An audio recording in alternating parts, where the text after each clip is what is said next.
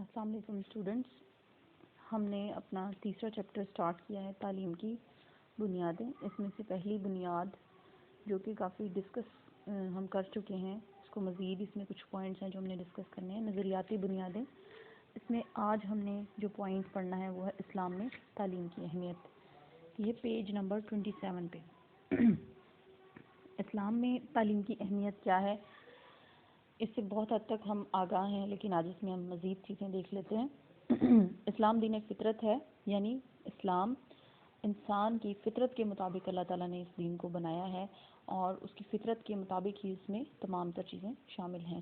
یہ واحد دین ہے جس نے تعلیم پر سب سے زیادہ زور دیا ہے۔ اس دنیا میں بے شمار دین موجود ہیں، لیکن کسی بھی دین میں تعلیم کی اہمیت پر اتنا زور نہیں دیا گیا جتنا دین اسلام نے تعلیم کی اہمیت پر زور دیا ہے۔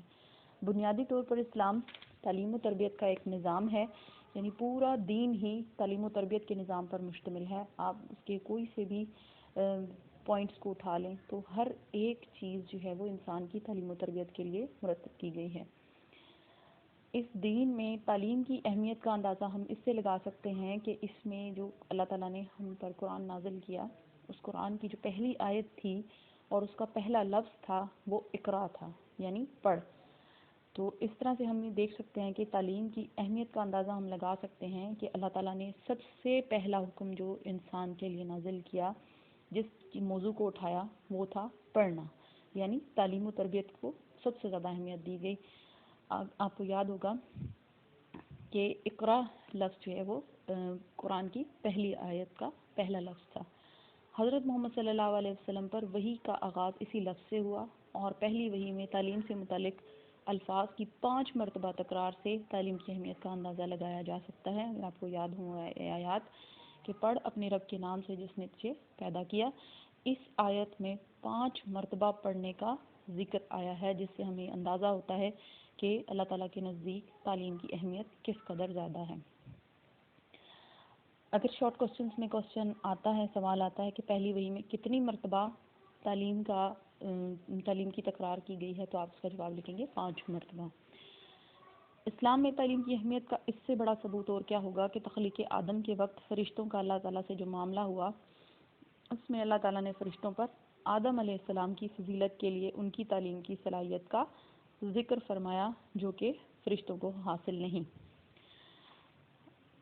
اللہ تعالیٰ نے جب اس کائنات کو تخلیق کیا تو اس نے تمام تر مخلوقات پر سب سے زیادہ حضرت آدم علیہ السلام کو فوقیت دی۔ تو اللہ تعالیٰ سے فرشتوں نے شکوہ کیا کہ اے اللہ، ہم نوری مخلوق ہیں، پاک صاف مخلوق ہیں، تیری اتنی عبادت کرتے ہیں کہ جس اتنی عبادت کے کوئی اور مخلوق جو ہے وہ ہماری عبادت کے برابر نہیں آ سکتی۔ لیکن پھر بھی اللہ تعالیٰ نے حضرت آدم علیہ السلام کو، انسان کو ہم پر فوقیت دی ہے۔ اس کی کیا وجہ ہے؟ تو اللہ تعالیٰ نے اس چیز کا ذکر فرمایا کہ ہم نے آدم کو اس لیے فوقیت دی کہ اسے علم حاصل ہے۔ حضرت آدم علیہ السلام کے علم کی بنیاد پر انہیں فوقیت دی گئی۔ ہم جانتے ہیں کہ جب حضرت آدم علیہ السلام کو اس دنیا میں اتارا گیا تو اللہ تعالیٰ نے اسے مختلف اشیاء کا علم پہلے سے عطا کیا ہوا تھا، تو اس علم کی وجہ سے فرشتوں پر جو ہے وہ اسے فوقیت حاصل تھی۔ قرآن مجید میں علم اور تعلیم کے حوالے سے بے شمار آیات اور الفاظ استعمال ہوئے ہیں۔ قرآن مجید میں اللہ تعالیٰ کا ارشاد ہے، تم میں سے جو لوگ ایمان رکھنے والے ہیں اور جنہیں علم بخشا گیا ہے، اللہ تعالیٰ ان کے درجات کو بلند فرماتا ہے۔ یہ سورہ المجادلہ کی آیات ہیں کہ اللہ تعالیٰ فرماتے ہیں کہ جو لوگ ایمان رکھتے ہیں اور جن کے پاس علم ہے، یہ وہ علم رکھنے والے ہیں، اللہ تعالیٰ نے ان کے درجات کو بلند فرما دیا، یعنی وہ عام باقی تمام تر لوگوں سے بلند درجات رکھتے ہیں۔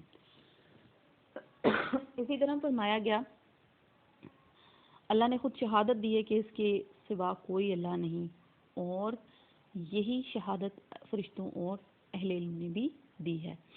اللہ تعالیٰ نے خود شہادت دی، اللہ تعالیٰ نے خود گواہی دی کہ اس کے سوا عبادت کے کوئی لائق نہیں ہے، اور یہی گواہی اللہ تعالیٰ کے متعلق فرشتوں نے بھی دی اور سب اہل علم نے بھی دی۔ اہل علم وہ لوگ جو علم رکھتے ہیں، جو جانتے ہیں کہ اللہ تعالیٰ کے سوا اس دنیا میں کوئی ایسی ذات نہیں کہ جس کی عبادت کی جا سکے، تو انہوں نے بھی یہ گواہی دی۔ تو اللہ تعالیٰ نے گواہی اپنے متعلق گواہی دینے کے لیے سب سے پہلے خود، پھر اس کے بعد اس کی شہادت فرشتوں نے دی اور پھر اہل علم یعنی علم رکھنے والوں نے دی۔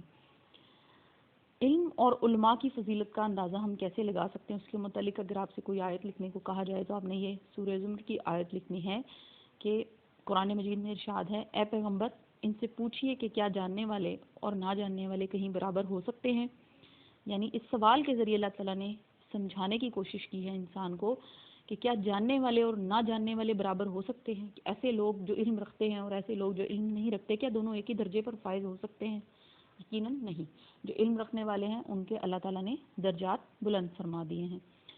حضور نبی کریم صلی اللہ علیہ وسلم کی کو یہ دعا سکھائی گئی، رب زدنی علما، کہ اے میرے رب میرے علم میں اضافہ فرما۔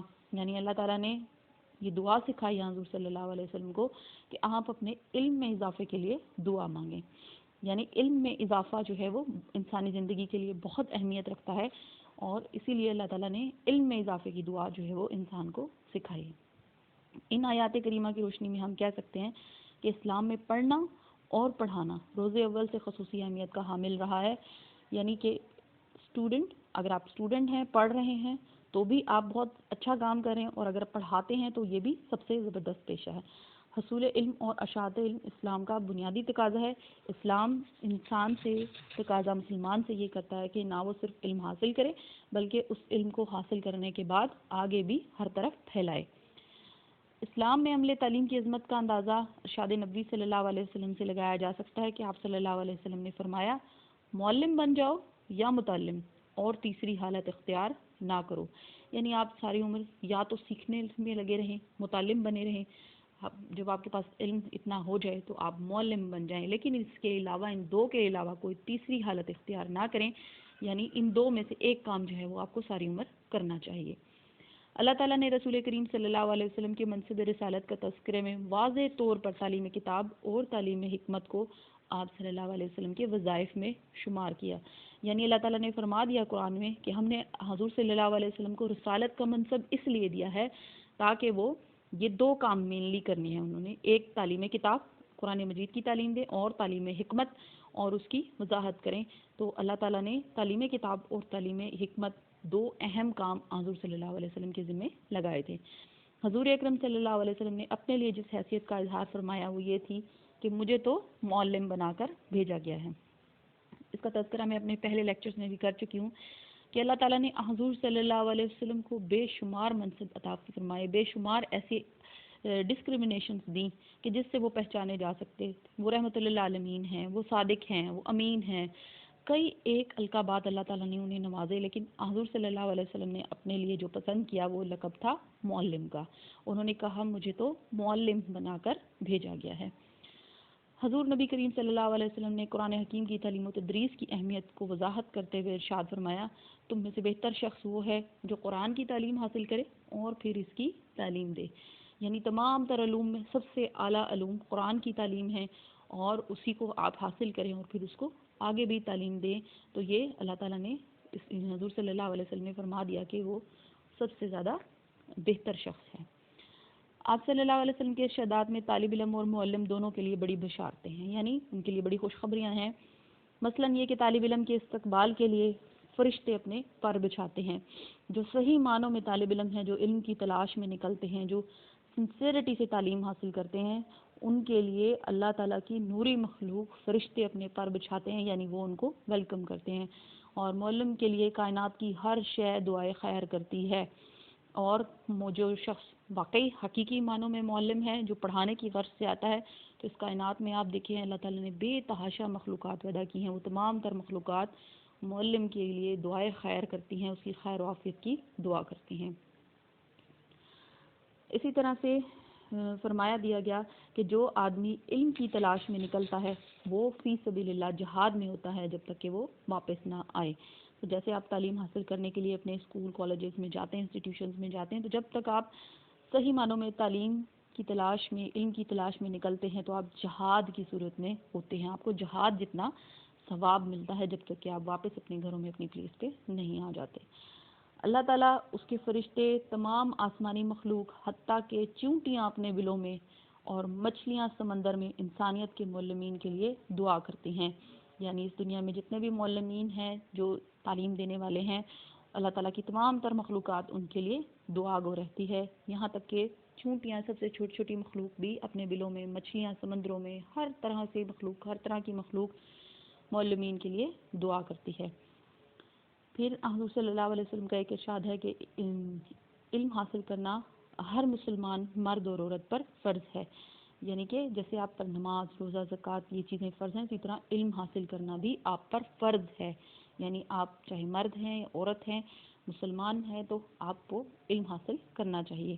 چنانچہ ان آیات کریمہ اور احادیث نبوی کی روشنی سے ہم دیکھ سکتے ہیں کہ اللہ تعالیٰ نے علم، تعلیم، متعلم، معلم ان سب کو کتنی زیادہ اہمیت عطا فرمائی ہے، جو کہ واضح کرتی ہے کہ اسلام میں تعلیم کی بے تحاشا اہمیت ہے۔ لانگ کوشچن کے لیے بھی یہ پیپر میں آ سکتا ہے، یہ ایک امپورٹنٹ کوشچن ہے تو اس کو آپ ضرور تیار کریں۔